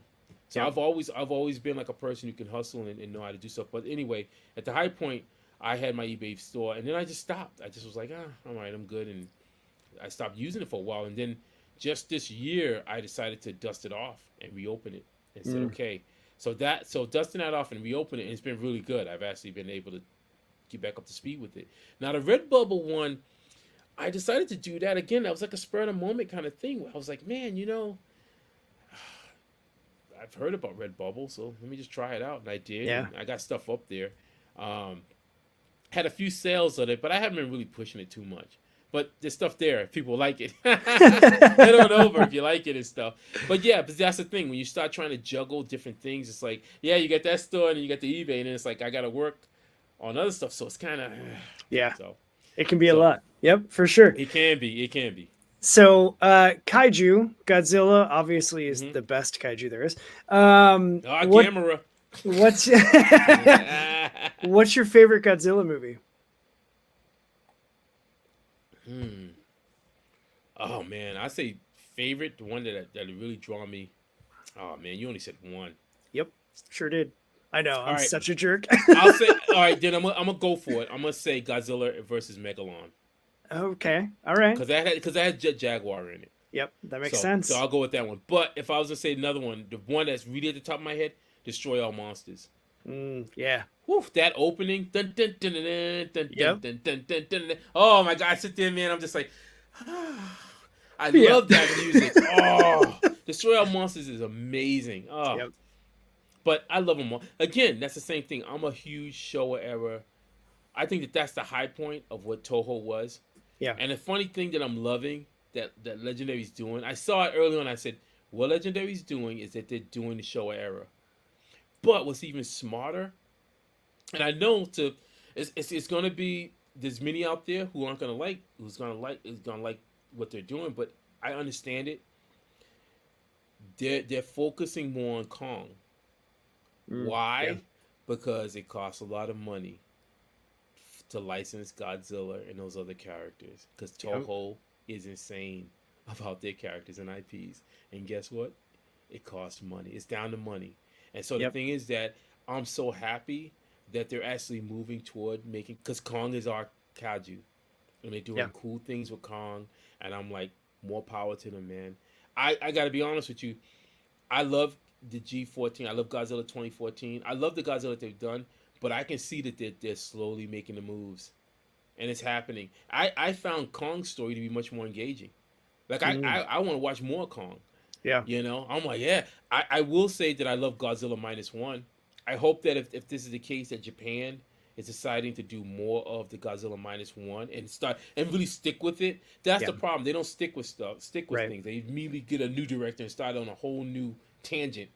It's like just stick with what you did with Godzilla minus one and then Yep. build up. Like take those original stuff that you did before and then use the Godzilla minus one, what that director did, and you're gonna have gold.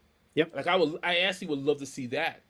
And then if they had to eventually get rid of the legendary Godzilla, I'm cool with that. I rather the stuff that they're doing with Kong. I love what they're doing with Kong. We have our own American kaiju's. I would love to see us explore that because America, they did a ton of kaiju movies back in the 50s, Mm-hmm. and they were scary. They were Yeah. terrifying. The Blob, the 50. I heard that they're doing the 50. I think Tim Burton wants to do the 50-foot woman. I'm kind of like. Mm. Yeah, you know, because I was telling my wife, I said, hon, I said, wouldn't it be cool if they did like the Colossal Man and the Yeah. 50-foot woman remake, right? But treat it like Attack on Titan, Oh where yeah. like, yeah, see, you know what I mean? Like they're Yeah. giant people, but they don't look human, like they look, you know, like almost ogreish, like they look really, Yeah. but they're hungry and they're killing people, they're just eating people. Yep. That would be insane. Like start off, I don't know which one. You could either do the 50-foot woman first, or you can do the Colossal Man. Either one. Yeah. But have it like they get exposed, these two people, and then all of a sudden they turn giant into giant like creatures. Yep. And I would give them some abilities. I would give them like they would have like almost a healing factor kind of. Not like to the extreme of Wolverine, but more like they can heal fast. Like if you just shoot them with, so they don't drop so quick. Yeah. You know what I mean? They would be very agile. They can move fast. They have thinking capability, so they can move pretty fast. Almost like when Frankenstein conquered the world. I don't know if you remember that movie. Yep. Like they move Yep. fast. So they wouldn't be able to take the humans can't, because we do have the technology that could probably take them out. Right. But make them tougher, just a little bit more tougher, so they can have some creatures that could maybe fight against what we have. And I bet you that could be pretty fun, man. A Yeah. fun movie, straight out horror. Oh. Yep. Give So me anyway. straight horror. Yeah, wouldn't that be Just insane? like every kaiju movie should or could play into horror way more instead of only relying on the action. Yeah. And it just Yeah. like, I would be here for it. Do you remember that show, The Inhumanoids? No. Oh, I Yeah. drew a picture of the Inhumanoids. Inhumanoids was this they were a toy line. Okay. But they also did an animated show, and Inhumanoids was almost H.P. Lovecraft, but with Oh kajus. man, Well, kajus, and then what was cool was like the scientists had these special suits. They were called Earth Core, and they had these specialized suits that they climbed into to battle against the Inhumanoids. And I'm telling you, in my head, I'm like, man, if somebody could get the rights for that, that would be an amazing that's awesome. horror movie, like Yeah, horror, H.P. Lovecraft, almost adventure, because they had these specialized suits. The human beings could fight against them, and you have to look for the Humanoids. If you can, I don't know if they're done. on Yeah, YouTube or anything, but if you watch the episodes, they was incredible. Oh, that's great. Love it. I love it. I'm always down for more, yes, like anything in that realm, especially with hmm, Lovecraft. And yeah, I'm yes, in. I'm in. Okay, so being last quick hit here, being a teenager in the '80s, hmm, did you venture into and being in New England near Boston? hmm. Um, all of the like the punk movement that was happening coming out Oh of New man, England. Were I was you in, part of that? I know I was you in a said little. earlier you hung out with the punks, but I was in a little bit. I consider myself. I always say in a past life, I probably was an explorer. I got into every little thing. I always was fascinated by different people. I didn't care. yeah, I mean, I remember early rapping, hip hop, hanging out with people, freestyling and stuff like that. Yeah, once I got into hanging out in Cambridge, was it the Middle East? There used to be a place called the Middle East, which was like a bar kind of thing, multiple bars and stuff. They would have all kind of different concerts and things like that. There were punk scene down there. Harvard Square had a lot of like a huge punk scene. I would just hang with people. yeah, I didn't care who you were, because I always felt that something unique or whatever would come from these moments I would have with different people. So I love that stuff. So yeah, I hung with anybody I could and that's different things. cool. From the Rastafarian, Yep. I did not care. I didn't care, Yeah, man. You know, as long as you were just cool, you just want somebody who was trying to go out there to do some harm or whatever. None of that nonsense, man. But right. as long as you can have fun, we could talk and whatever. Then I would hang with you. So I didn't care. I love it. All right. So the final thing, because that's the end of my notes here. All right. Um, I always end every conversation that I have with just a chance for every indie creator that I have on the show to just have a space to just share whatever you've got on your All right. heart, on your mind, whatever. So it could be about your book, it All could right. be about cowboy hats. All right. Content doesn't matter as long as you have a chance to say whatever it is that you want people listening to this Excellent. or watching this to hear. So take it away, All sir. right, all right. Well, hey, first off, everyone, I'm so happy that you hung by, let me drag your ear a little bit. I'm giving it back now. No, I think for me, it's come to a point of legacy. I think Mm, that's the thing that stays in the back of my mind. It's like a mantra, where I just want to leave something to this world. I really do. I know that I've left a lot, just from my artwork out there and the projects I've worked on and stuff like that. But I truly, um, I want to have something that is left, so that possibly, I guess, I know it's kind of crazy to even imagine this, but just to imagine that a child would have the same kind of feeling I had when I had that moment, looking at that first Sugar and Warrior comic, and how it inspired me to become a professional artist.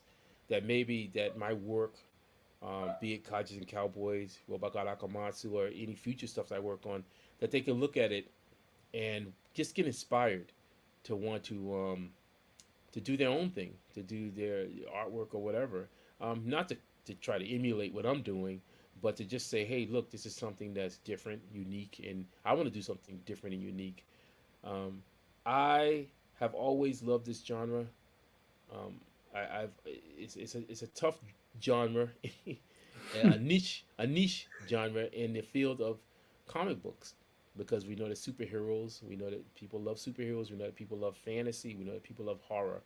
But when you start going into the realm of giant robots and giant fantastical creatures and stuff like that, it definitely becomes a much more smaller kind of space. Nevertheless, there is a fandom for it, mhm. and the thing about that is that the fandom, I asked to them, is that hopefully they are open to exploring um, these new IPs that are coming in. I love Godzilla, I love Gamera, I love King Kong, but I still have room for Pacific Rim, Cloverfield, and any other thing that is new out there. So I ask that please, um, if you truly are a fan of this genre, to give um, books like that we have and the others that are out there. Well, we are not the only creators out there that are putting out kaiju related comics. Yeah. Please, if they come across your path, take a look at it. You know, if you like their campaigns, then get the book, check it out. You might be surprised. That's the only way that this genre will be able to keep going, is when we start all investing into making sure that it can continue. And that's what I did when I was in my young age, going to different comic book shops and stuff like that. I would invest into comic books, various comic books. I didn't just stick with just one company, one Yeah. kind of brand or stuff like that. I would look at underground comics, outlaw comics, and then mainstream comics as well, and then indie, and then anything in between. That's I didn't great. care. Yeah. I truly wanted to be exposed to the full impact of what this experience can be, and I just hope that people can open themselves to it. That's cool. That's it. I love it, man. Yeah. I fully agree. Like, as somebody that's been reading comics Yeah. my entire life, I have definitely gone through, all of the Yes. just Yes. different genres and everything. And I have my safety, like, go to, these are my comfort comics. But then I'm always picking up just random stuff that I find that I'm like, you know what, this looks really cool. Like, Yeah. if it's no good, okay, it's what, $1? Yeah. All right, like, I can do that. Be So an explorer. I yeah, tell anybody, be an explorer. That's just, it's just, when I see people only focusing on one aspect of something, it's just, I don't. When you have the possibility to see so much more, yeah, you know. yep, I remember looking at some of the was it 2000 AD stuff, yeah, blown away. yep, Mobius, the stuff from coming from over there. I mean, there's so much out there. Why limit yourself? yeah, That's all. That's all. I mean, I can't tell you what to do, and this isn't about me trying to tell you what to do. This is about just that you yourself, if you truly believe in the sense of going out to be an explorer, yep, don't allow yourself to get pigeonholed into this kind of way of thinking. Like, I'm only gonna read the X-Men, right, or I'm only gonna read DC comics. And okay, I love DC comics. I love Marvel comics. I've read IDW. I like yep, Boom Studios. I like, yep, and it just goes on and on and on. right, You know. There you yeah, go. and not to piggyback off of that, but go explore the Kaiju and Cowboys Yes, I know. Come Kickstarter. on by. It's Yes, I on know. right now. I know. I know. Come on by. We're still in the game. And here, I'll show before we leave. We do give stuff as well. But with our campaigns and stuff, we want to feel like to show gratitude for the people who do come on, and they're actually, that are investing in what we're doing. So we have some cool things. This is our newest card. That's awesome. That's the steed, and that's the pal of Hunter Bot Bewin, and this was done by Dope Pope, pretty well known artists out there online. Yeah. We also have the coasters. Let's see if that's right. There you go. Yep. Yep. And then we have stickers as well. Everybody loves stickers. Everyone loves stickers, so we have some various stickers as well. So anyway, we have catch-up tiers as well. So if you go over to the campaign, we have catch-up tiers that should get you 1, 2, 3, 4, and 5, or you can get the variant cover, and then get some stickers. I'm also doing commissions as well. Some people like me to do some artwork for them.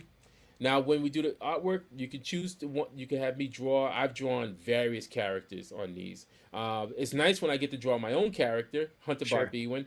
But if you say, "Hey, can you draw Godzilla on here or whatever?" I'll draw Godzilla on here for you. So I'm doing commissions for sketch cards and as well as sketch covers as well. And there you go. This is our sketch card. That's cool.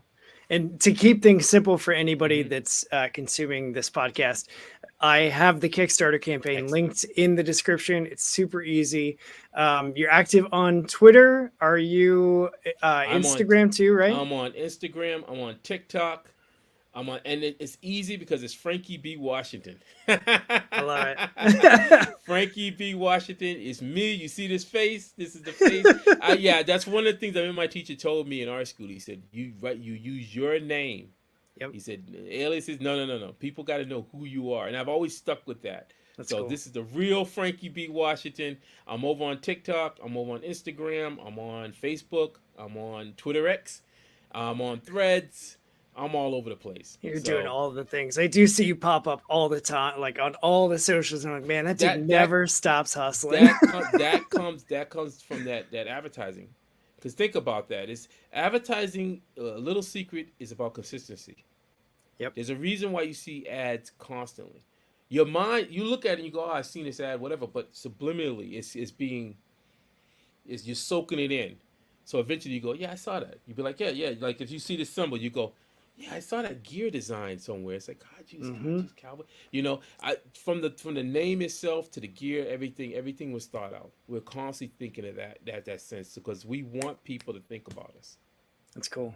I There you love go. it, man. I appreciate you hanging out with me. No, I appreciate you having me, man. Doing Thank this you. episode. Like, I love Yeah. that the timing worked out. I can't wait to see all of the campaign get funded. I'll shoot Yes. and look as of right now. Where we at? You're 28 days to go, which it's Yep. going to be sooner by the time this publishes. You're currently at 25 backers. I know it just launched, right? Yes. Like Launched yesterday. yesterday on Monday. So by the time this publishes on Sunday, it Yep. will have been live for 6 days. So these numbers are going to be drastically Most different. definitely. Most definitely. But yeah, you're at 615 out of a $2,000 goal. So that's quick math, over a quarter of the way there already. Yes. Every one of our campaigns have been successful and stuff like that. I've Yeah. learned not to, because I know it's for people when they get the sense of anxiety. I've learned not to look at it. Smart. I just sort That's of let smart. it go, and we do our thing. Like we just we promote it and stuff like that. So Yep. I say just relax. We'll see by Friday where we're at. There you go. There you go. Yeah. See if that There you holds go. true Nice, for calm, easy state. Just don't, because it could get, when we first started, we were doing a constant you start looking and the anxiety level starts building because you're just like, oh my God. No, don't look at it. Don't look at it too much. Just go, okay. It will be, we're gonna get there. It's smart. Cool. Well, I appreciate it. I had a great Oh, time listening thank to you you. so much. I'm just thankful that you like shared as much of your learnings the hard way and all of the experience that you've had. I think that anybody that's looking to do indie comics can definitely take some stuff away from this. I've Awesome. got plenty of notes and I'm going to You can revisit do it it. You because can do it. I love it, man. Just put it out Doers into the do. world, right? Doers do, don'ts don't. That's Yep. one of my mentors once told me, that the doers do and the don'ts don't. That's all. That's it. He just said. He said, there's your answer for anything. The doers do and the don'ts don't. I love it. Don't let time get by. Work in a comic book, even if it's whatever. Fold paper together and just draw. Yep. All Don't right. overthink it. There's a panel that I'm glad you said that because it brought my brain back. There's a panel from a Matt Kint book, who's like my I love everything that he puts out. And the quote in that panel says that perfection is the enemy of creativity.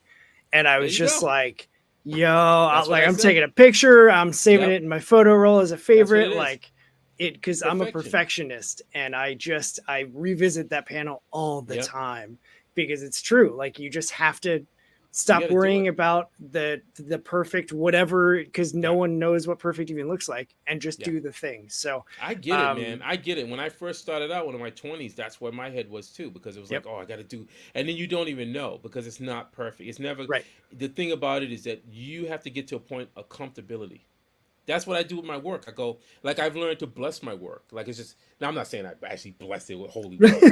You know what I mean? But I let it go. Like, my teacher's like, you got to look at the work and let it go so you don't overwork it. You go, okay, I got to let it go. It is what it is. And then you move on. And then you start to the next piece. And the next piece, it will definitely be a lot different than that piece you just did. That's your evolution. You should be evolving from the next piece. Each piece should be a constant evolution. It could be whether or not you start adding cross-hatching in. It could be something where the previous piece you didn't have cross-hatching. Yep. But this next one you have cross-hatching. There's an evolution happening. You may not see it right then and there, but it'll start small. It'll be little things. Maybe a little bit more line weight. You know, you're like, oh man, I'm used to drawing these lines, but a little bit of line. Ooh, okay, I'll leave that alone. Yeah. And you keep progressing. I But you love got to it. do it though.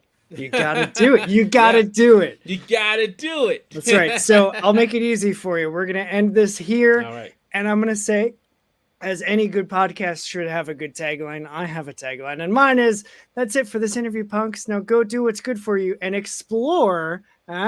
Explore? Yes, yes. Explore some indie comics. We're out of Yes. here. Until the next episode. Thanks so much for tuning in. Keep the art flowing. Perfect.